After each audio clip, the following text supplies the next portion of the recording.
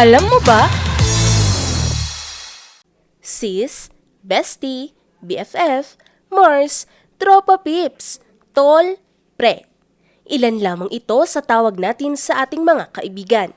Kaibigang laging nandyan upang tayo ay patawanin, samahan sa pag-iyak o kaya naman katsismisan. At upang gunitain ang araw ng ating pagkakaibigan, ngayong araw, July 30, ipinagdiriwang natin ang International Day of Friendship. Ito ay itinakda ng United Nations General Assembly noong 2011 para maisabuhay ang diwa ng pagkakaibigan bilang mabisang paraan para maiwasan ang alitan at magkaisa ang mga tao sa kabila ng kanilang kultura, relihiyon o paniniwala.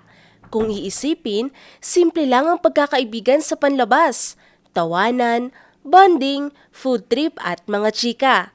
Ayon sa American Psychological Association, ang pagkakaibigan ay isang malakas na sandata laban sa loneliness, depression at stress. Ang mga kaibigan kasi natin ang unang nagiging takbuhan sa oras ng sakit, lungkot o pagsubok sa buhay. Pero, paano nga ba nagsimula ang pagdiriwang na ito? Noong 1930s, sinimulan ito ng isang greeting card company sa United States para maengganyo ang mga tao na magbigay ng card sa kanilang mga kaibigan. Pero hindi ito agad pumatok sa madla. Sa halip, sa Latin America ito unang sumikat, partikular na sa Paraguay, kung saan ito opisyal na ipinagdiriwang noong 1958.